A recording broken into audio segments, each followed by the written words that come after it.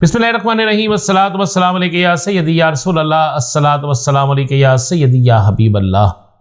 तमाम सुनने वालों को अस्सलामु अलैकुम। मैं हूं राना नज़ीम।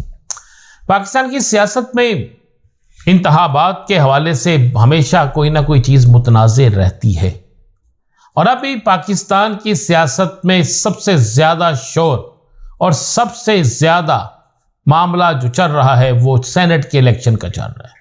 अभी सेनेट के कागजात नामजदगी जमा और मंजूर होना शुरू हुए हैं और पूरे मुल्क में ये शोर मच गया है कि सेनेट की कीमत, एक सेनेट की नशिस्त की कीमत 10 करोड़ से बढ़ती हुई 10 अरब तक चली गई है।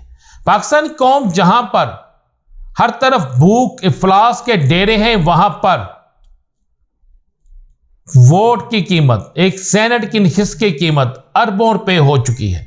और इसका जुम्मेदार कौन है? अरबों रुपए देने वाले के पास पैसे कहां से आए?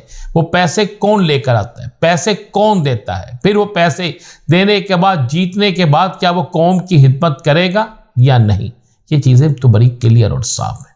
अब जरा चलते हैं उन मामलात की तरफ जो बड़ी खबरें हैं, आज उसको देते हैं। आज लगता है कि पाकिस्तान के अंदर मौसम शुरू हो गया है कि आओ मुकदमा जितना मर्जी बड़ा हो आपको बरी कर दिया जाएगा।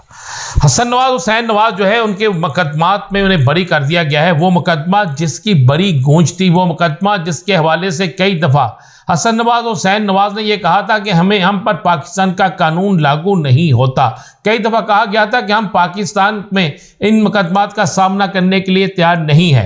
एक बड़ी वफात हुई, उनकी वालदा की वफात हुई, लेकिन वो साथ नहीं आए, इसलिए कि पाकिस्तान में उनके खिलाफ एक मुकदमा दर्ज था, बल्कि किसी ज़्यादा मुकदमात दर्ज थे और उनमें वो सज़ा याफ्ता थे, उनमें मफरूर भी थे और सज़ा याफ्ता भी थे। लेकिन इन सारी चीज़ों के बाद अब जब उनकी हुकूमत आई तो अपने वालिद मोहतरम की तरह वो भी पाकिस्तान अब आए।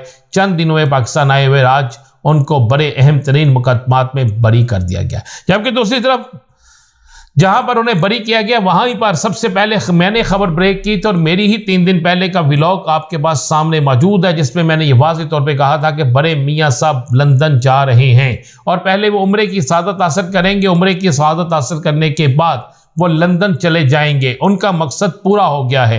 मकसद बड़ा क्लियर है, अपने मुकदमात को ख़त्म करवाना, अपने बेटे के मुकदमात को ख़त्म कराना, बेटी को वज़ीर आला बनाना, खुद वज़ीर आज़म बनना। खुद तो वज़ीर आज़म नहीं बन सके, जिसके बाद उन्हें वाज़ेह तौर पर यह जवाब मिल गया कि अब आपकी पाकिस्तान की सियासत में कोई ऐसी जगह नहीं है, यानी वज़ीर आज़म के लिए आपकी कोई जगह नहीं है। मियाँ साहब एक इस ट्राई में भी थे। आसिफ ज़रदारी के सदर पाकिस्तान बनने से पहले मियाँ साहब बाऊजी ये चाहते थे कि वो सदर पाकिस्तान ही बन जाए, लेकिन ना वो सदर पाकिस्तान बन सके, ना वो वज़ीर आज़म पाकिस्तान बन सके। हाँ, उनकी बेटी मरियम साहिबा जो हैं वो पाकिस्तान के सबसे बड़े सूबे पंजाब की वज़ीर आला बन गई।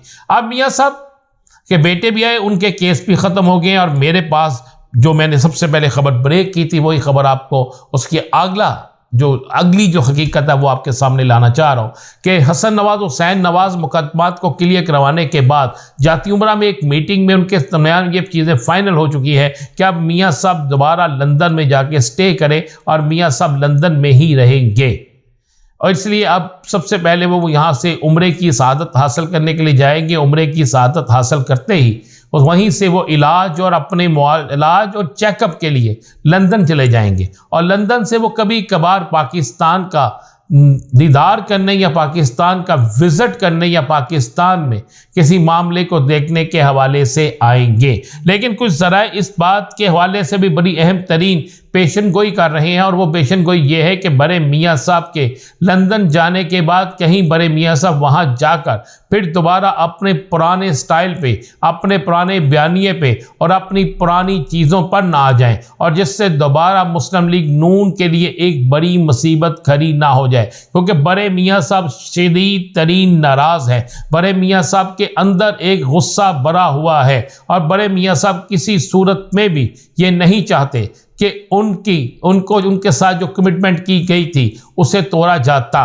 बड़े मियाँ साहब ने इस हवाले से मुतअद्दिद बार मुतअद्दिद जगहों पर इसका इसरार भी किया है। अब बात करते हैं कप्तान की।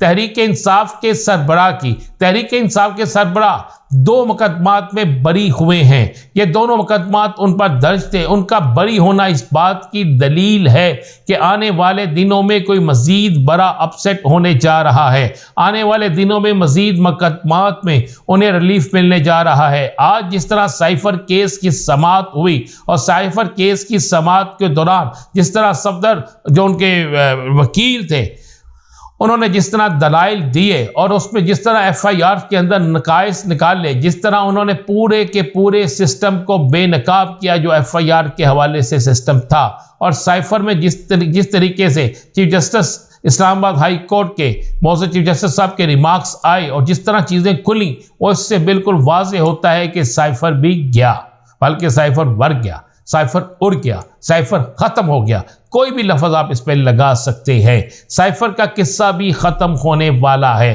गो साइफर की जो समाअत है कल के लिए उन्होंने मुलतवी की है, लेकिन ज़राए कहते हैं कि साइफर भी ख़त्म होने वाला है और साइफर के ख़त्म होते ही आपको नज़र आएगा कि उसके बाद तोशा खाना, उसके बाद इद्दत केस और दीगर मुकदमात भी जो है इसी तरह बेबुनियाद, चूँकि ये मुकदमात है, इसी तरह अपने इंजाम को पहुँचेंगे।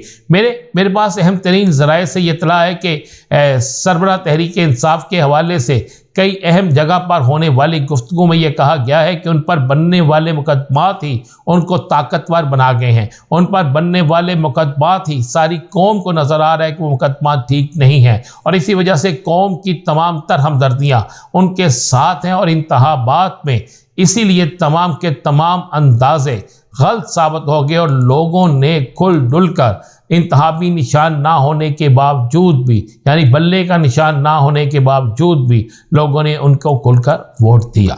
बल्ले के निशान के हवाले से अहम तरीन ज़राए ने यह इंकशाफ किया है कि तहरीक इंसाफ जो है वह बाकायदा एक और दरख्वास्त जो है इलेक्शन कमीशन में देने जा रही है कि हमने अपने इंट्रा पार्टी इलेक्शन तमाम चीज़ें आइनी कानूनी तौर पर मुकम्मल कर ली हैं, अब आप फौरी तौर पर हमें हमारा सर्टिफिकेट जारी करें ताकि इसी ज़मीनी इंतखाबात पे हम अपने उम्मीदवारों को नशिस्तें जो उम्मीदवार हमारे इलेक्शन ला रहे हैं उन्हें हम अपना सर्टिफिकेट जारी कर सके। अब इस ज़िमन में कितने दिन लगते हैं कितने दिन नहीं लगते, लेकिन बहुत से ज़राए कहते हैं कि केस इस कदर ज़्यादा मजबूत है, केस इस कदर ज़्यादा बेहतरीन है कि तहरीक के इंसाफ को बल्ले का निशान ना सिर्फ वापस मिल जाएगा बल्कि तहरीक के इंसाफ जो है वो आइंदा इलेक्शन बल्ले के निशान पर ही लड़ेगी। वो अफवाहें भी दम तोड़ गई हैं जिन अफवाहों के हवाले से कहा जा रहा था कि सुन्नी इत्तेहाद कौंसिल के सरबराह तहरीक इंसाफ के दरमियान रहनुमाओं के दरमियान कोई इख्तलाफात पाया जा रहा है।